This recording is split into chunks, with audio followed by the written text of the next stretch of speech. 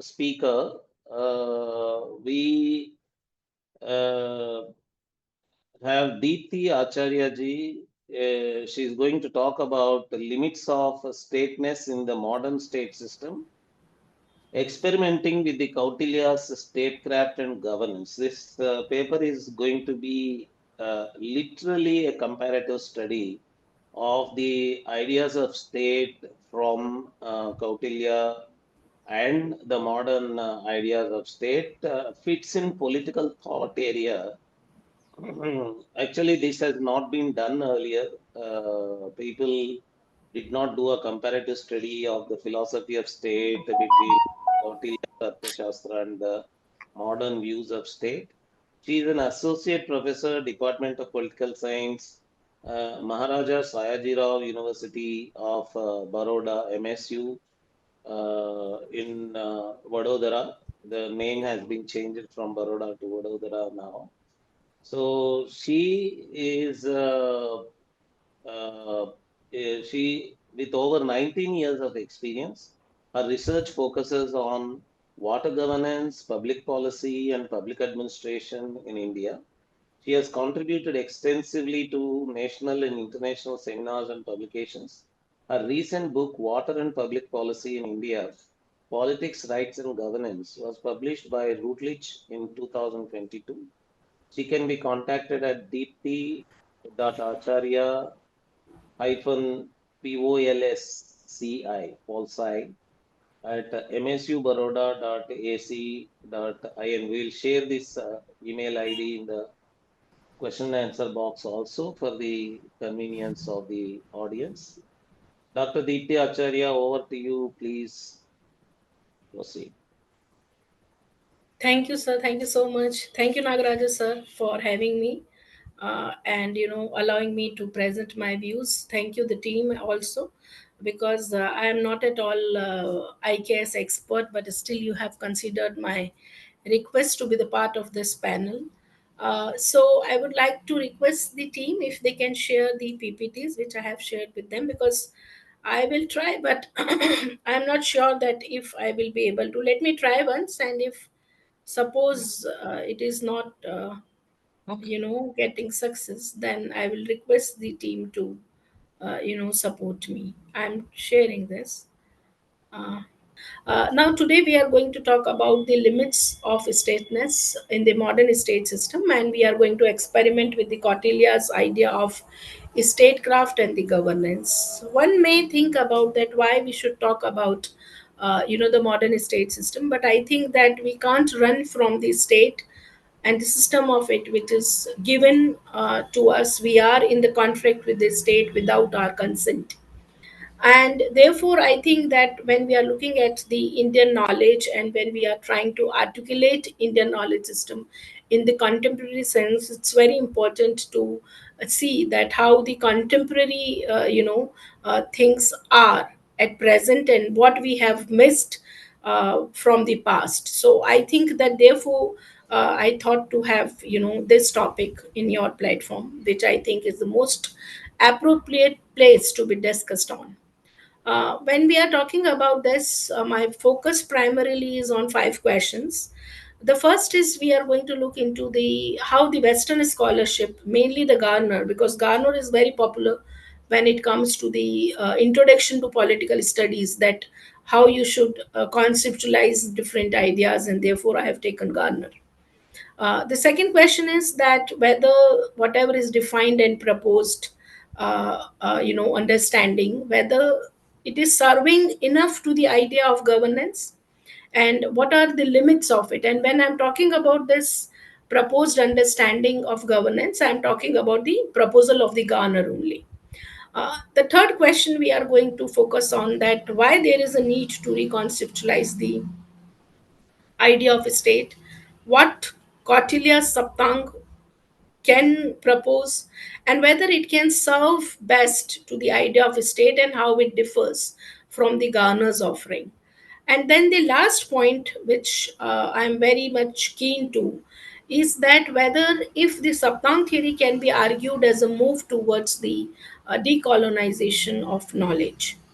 So when we are looking at this many questions, and when I'm arguing like that, my whole argument for today's discussion is having a background of understanding, which is saying that state is unavoidable. You are not liking the state, you can disobedient to the idea of state, you can argue against state, but unfortunately you can't go beyond the state, because the state is constantly with us, it is living with us, and we are living in state. So therefore the discussion is very important, and this can be justified on two grounds.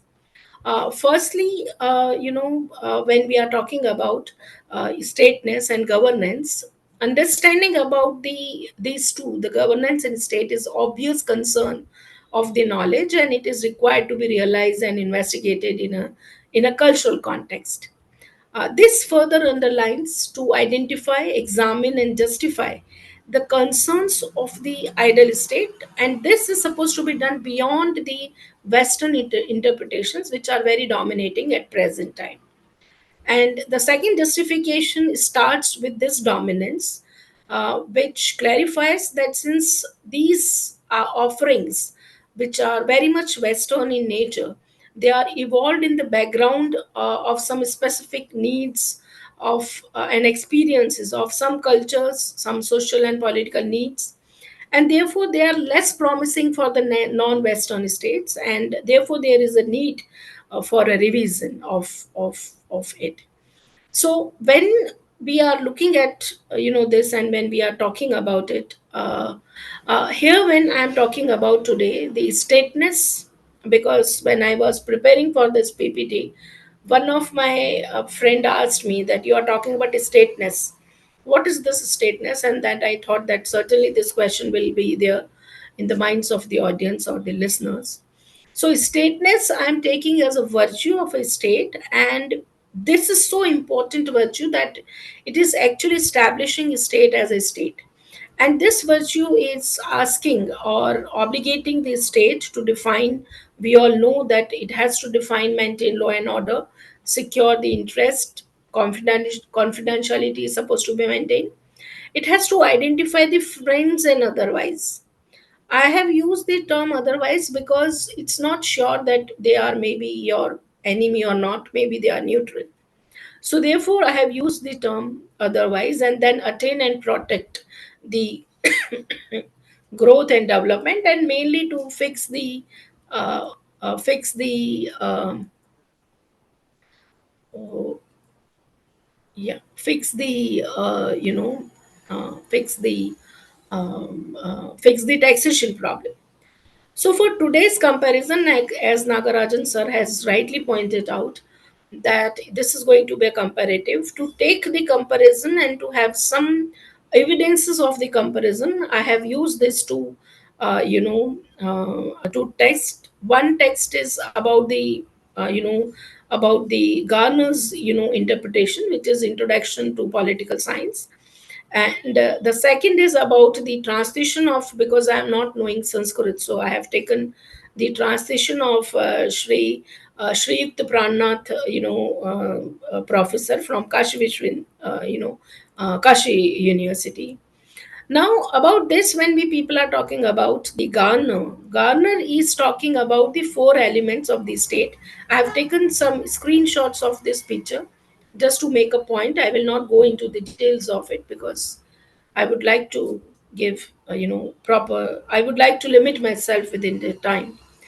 So in this, if you will check the pictures, which is showing about the Garner's interpretation, he is talking about that when we are talking about the state is supposed to have a four elements, and state is built because of these four elements. So if any one element is not there, that is not a state.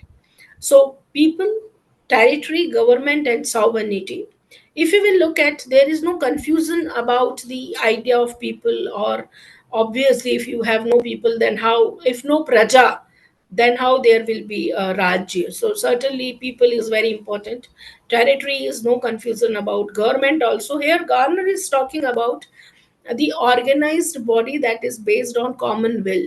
Now, here he is not talking about common will as a democratic country, But common will means even if it's a monarchy, then also there must be some level of acceptance must be very high. This is what he is expecting from, otherwise there will be a chaos. The last, which is the point of debate and confusion, is the sovereignty, which is the sovereign power of the state, which is making state a state, becoming a supreme independent power of authority over the people who are living within the territory, and also freedom to act independently in the you know international systems. Now here, when we people are talking about the Kautilya, and one question is very important, that who is Kautilya? Because there is, I don't know, maybe I could be wrong because I am not IKS expert, but I have observed that there is very often, like how who is Manu, there is always a confusion. So to avoid that, who Kautilya I am talking about, I thought that let me take some screenshots that will make us clear. And in this PPT, if you will see, it is telling us that there are two texts which is clearing that who has written Arthashastra. The two contexts in this, according to this text, is Kamand Niti Sar and Nandi Sutra. That this both are saying that the Chanakya is the Kautilya who has made Chandragupta the king, and he is the person who has actually established um, the Maurya Empire. Now, this comes very interesting for all of us, and I know that those who are very much scholar of the Indian knowledge, they are already knowing about that what Kautilya Saptanga is, because in political thought we are always having a topic called Arthashastra, in that you can't finish without Saptang theory. But here my concern is not just to repeat what Saptang theory is about. Again, this three pages I have taken, which is talking about what it is, and I have deliberately taken it so that I can make a point of evidence, that see there are some evidences. When you will read this, all these Swami, Amatya, you will find that it is not about the power. Unlike Garner, who is talking, and we will talk about the comparison later on, but he's not talking about the sovereign power, the ultimate power, and therefore the virtue is the key in the Kautilya's, interpretation of. So Swami, Amatya, and even the Janpad, when he's talking about where the territory and the people both are combined, he's talking about the people, and he's saying that people are supposed to be hardworking, honest, these and that, like how Plato is also arguing. But I like Kautilya to be mentioned here because the virtues of the king are going with the virtues of the people, and it is going with the requirement of the territories, that is land. And here it is mistake that we are using territory, but Kautilya actually has not used the term territory, he has talked about the land. Then Durga, we know about that how the the how to protect and how to create defensive structures about the state, the protection of the people, and so on, and the kosha, danda, that is army, and then the mitras. Now here, when we will talk about where they are differ, I'm not going into the detail, and if assuming, and I know, I'm sure about it, that all of us who are a part of this webinar, they are knowing about it, so I don't want to go into that. But where Garner and Kautilya differs, it is 4 verses 7, if you will see. And I have used verses because it is many places it is very much different.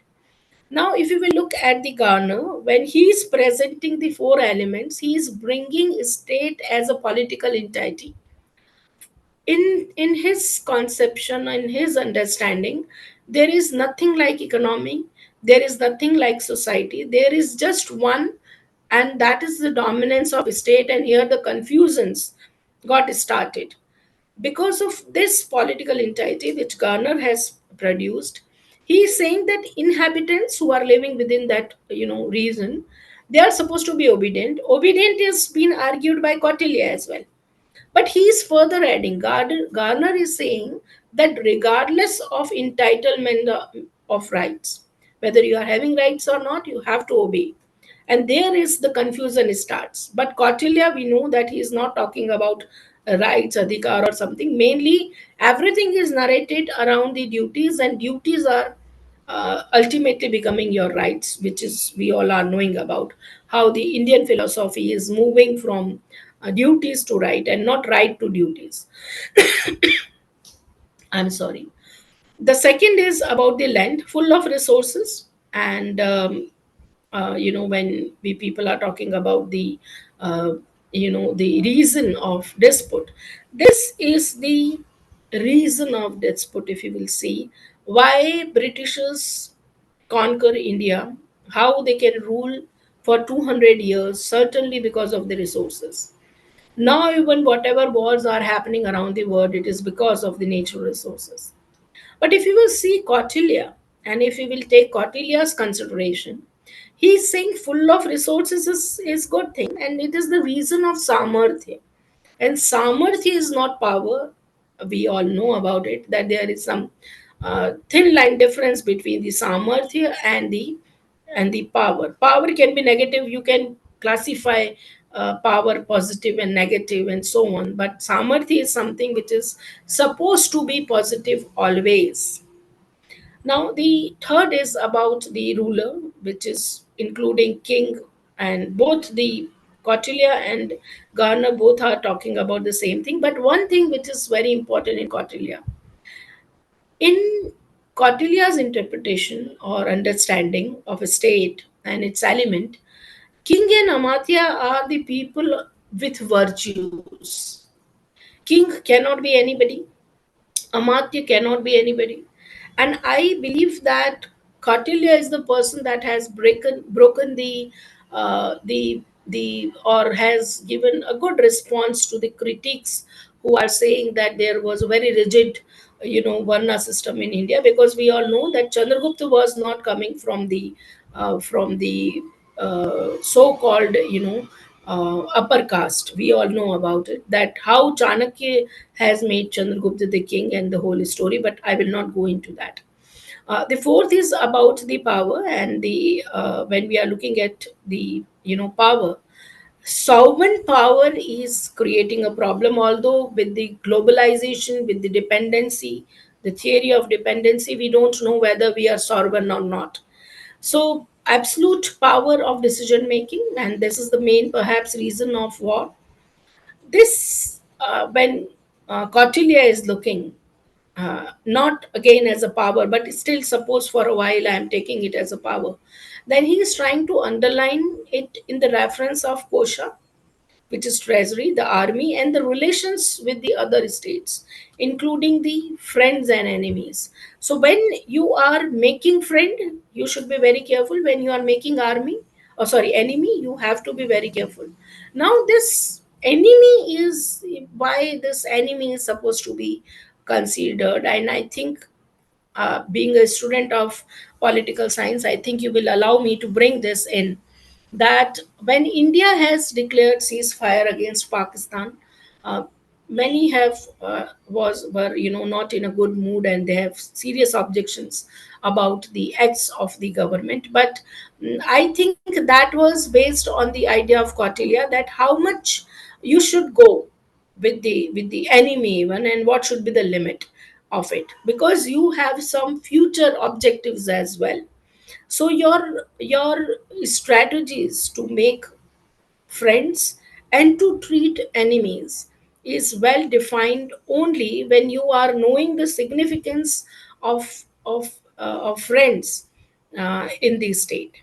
Now, what has happened with us in the contemporary time is, and I'm saying contemporary because whatever examples three countries I have taken for the comparison is the is purely contemporary, not recent, but just very recent. Now, these three countries I have taken Afghanistan, then I have taken Venezuela, and then Sri Lanka. If you will see what has happened with this non Western countries, that when you will look at the the system of their governance, uh, they have failed to consider certain things. And what are the failures? First, let me talk about it, and then we will talk about that what they have missed.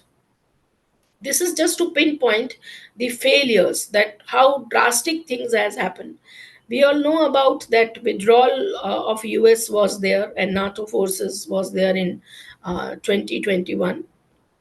And because the Afghan army was heavily dependent on the foreign aid and training, it was quickly disintegrated. At the same time, the army was not having required moral values, training was not there, and the logistic independence was not there. And because of that, what has happened, the power was easily shifted to the Taliban. They can capture Afghanistan very easily. Because there was a departure of international forces, there was millions of rupees were freezed in central bank, and then because many ads were being terminated, all these things together has created decline the GDP of Afghanistan, and it has created liquidity crisis, then certainly hyperinflation and a humanitarian tragedy, which is very difficult to understand because everything was being collapsed. There was no civil servants, there was nothing, no basic services. And suddenly it's really very difficult to understand that what will happen if there is no army, no economic proper system, and what you will do with the state, only with the government, only with the government which is not organized. See, even there is a loss of the government as well in Afghanistan. And just to show the crisis, I have used this picture from Google, which is easily available. And this deliberately I have taken to show the humanitarian tragedies and the problem of refugees which the neighboring countries, mainly Pakistan, has faced. This picture I have taken of children and women. There are many painful pictures, but I don't want to disturb audience too much. Now the second is about the Venezuela, which is very surprising because that is the most richest when it comes to oil resources. But this Venezuela is collapsed. It's failed primarily due to economic mismanagement. Economy was been crippled, and it has led to immigration and breakdown of public services. I have taken this picture just to show that how the public services were being collapsed. There are many pictures against about Venezuela, but I have deliberately taken this, which is showing that how there was anger among people and the police and army. It has suffered again the hyperinflation. The pictures, the videos were very, very much in the air, where the people have made something about from the notes because the currency value was very much declined, and they were selling that what we will do with the money. This money is not useful, and we will sell it out. The second is thing that has happened was that military was there, but since the military is at present also is having control over the oil resources, they are deeply involved in corrupt economic activities and has lost its institutional integrity. And they have shifted, the role is now completely shifted. Instead of national defense on maintaining, they are busy in maintaining the ruling party's power and controlling the trades and so on. This all these together has made Venezuela a failed state. The third country is Sri Lanka, and I have taken this picture to prove, to just to make a point that how deep the crises were in Sri Lanka. We all know that in 2019, the president Raj Prakash has implemented a large tax cuts just to keep some populist, campaign promises, and it has reduced, because the taxes were not being, collected. It has reduced the revenue, and it has caused, down the currency and so on. This was the time when there was a pandemic, and therefore the tourism was was not there, and the Sri Lanka is economy is very much dependent on tourism. So that this was effectively by 2022, it was effectively bankrupt. It was unable to pay essential imports like fuel, food and medicine, and that has brought lots of confusion in Sri Lanka. And this was being added by government when it has banned all the imports of chemical fertilizers, and there was a forceful shift to the organic farming. Although organic farming is a welcome, thing to do, but there is challenges also which we can't avoid. And because of that, it has dropped in the agriculture output, including the tea, which is the major source of export in Sri Lanka.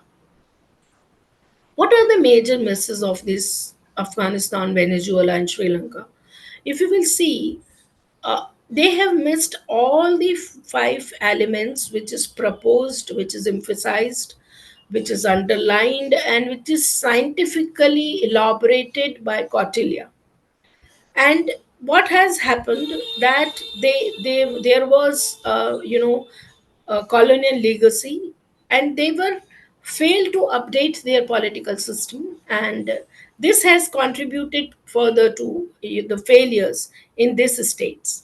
So it was not a failure by a matter of chance, but it was so systematic. You have first avoided Swami, when I am talking not in the sense of king or the elected person, but I am talking in the sense of ruler with virtues. And then they have Amatya again, the virtues of the ministers, of the civil servants. The Dand, we know, the army you have not focused on, you were completely dependent on some other countries. Kosha, you have, all the three countries have failed in economic policies, and see how they have reached to. Nobody has questioned to their sovereignty.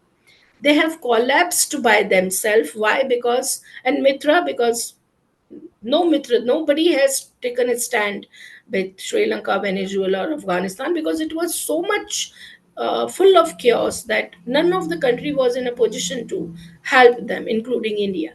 Although India still has tried. The second is secondary missing was that these states were, they were having inability to effectively manage the crisis. And why? Because there was no virtuous leadership, and this was complete avoid of Swami and Amatya. Then the third reason was that they have neglected the strength of the national army, or sorry, national treasury. And this has led not only to the failure of governance but to government itself as well, and which is kosha. All these elements are not proposed in the Western interpretation of state, and this is proposed by Kautilya, which these states have completely avoided. That, and very important is that you want to live in the state because you want to live life with dignity, you want peace, and therefore you need a system. And to attain this peace, to attain this system, you need to have all these elements in a proper shape. You need to think about all these elements, that what I will do about these elements.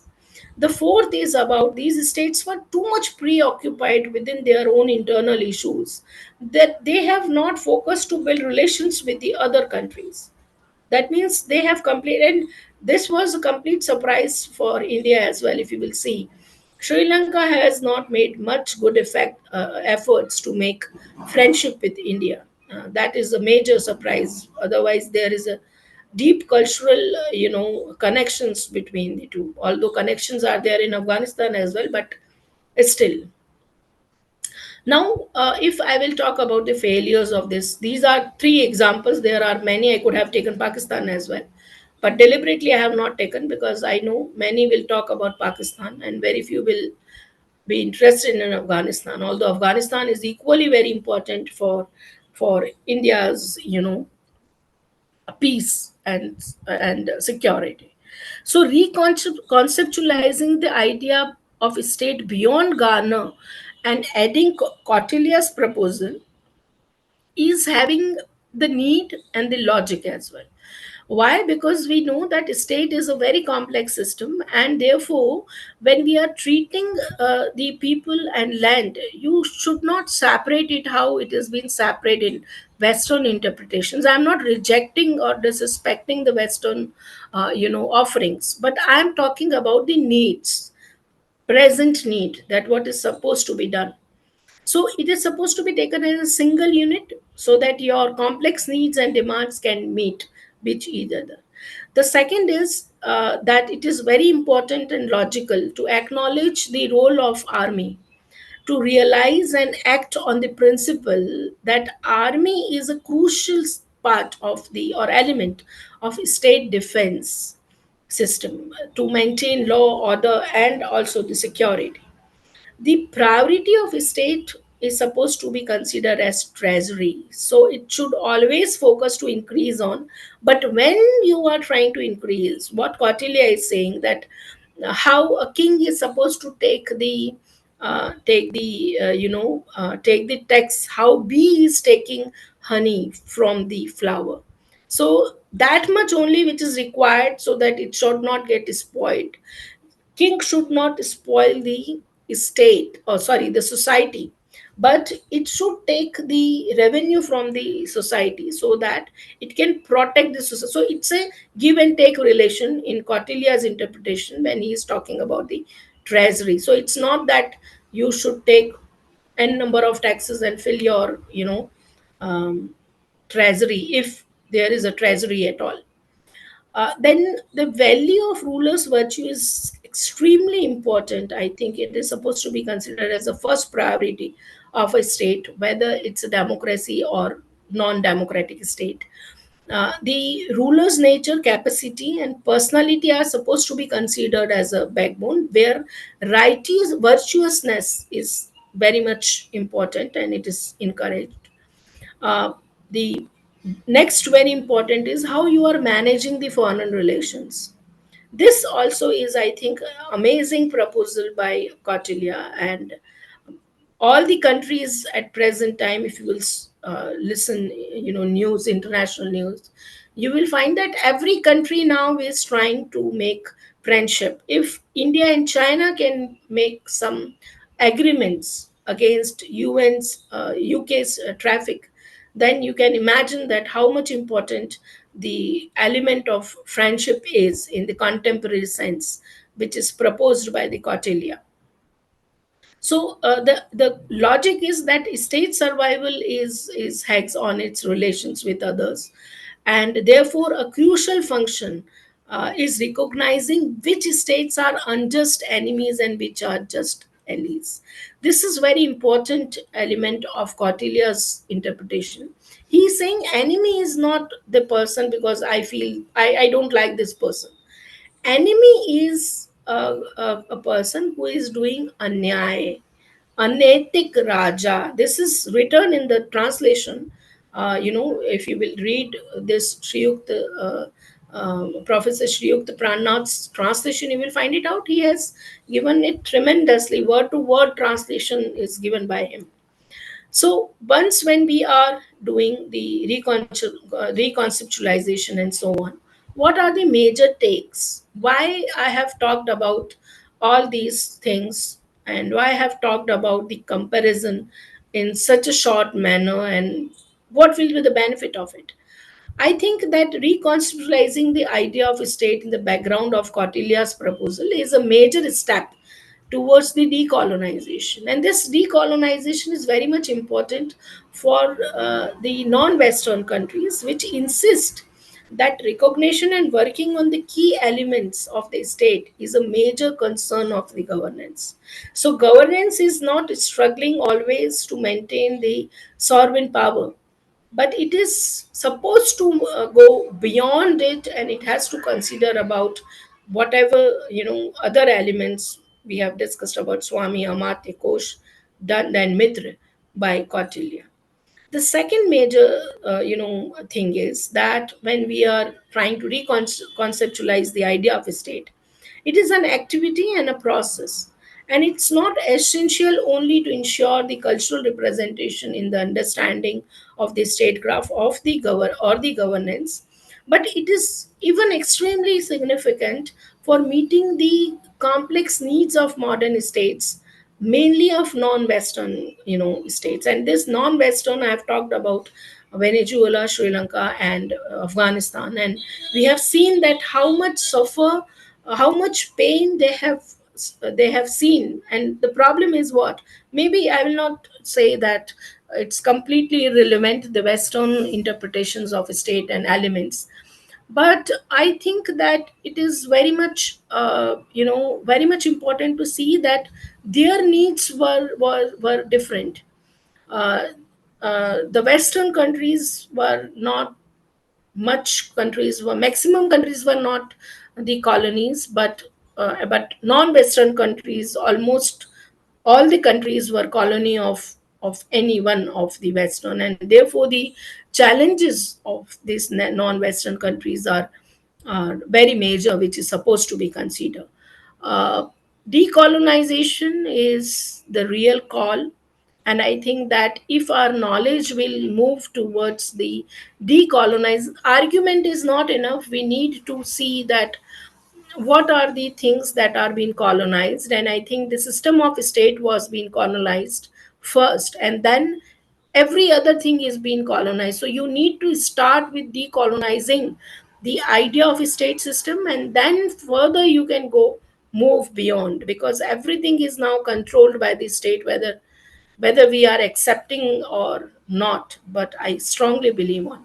With this, I would like to end my talk, and thank you so much for having me, and thank you so much for giving this assistance to me. I'm sorry I'm not very good in this technical things. Thank you so much. Thank you, Nagaraj sir. Thank you so much. Thank you. Thank you, Deepti ji. This was really very good academic presentation with a beautiful, not just comparative analysis, but also practical contemporary examples of the ideas drawn from IKS to the cases. There is this Tarun Gupta, it's a comment, very much engaging presentation with good relevance to recent incidents and shows practical situation. Thank you, ma'am. So, Thank same observation even by me. There are, if all the speakers take such contemporary examples, the symposium will be very fruitful. I suggest to all the speakers to, as much as possible, take up contemporary examples and talk about the practical relevance in the contemporary application. Now, thank you, ma'am, once again. And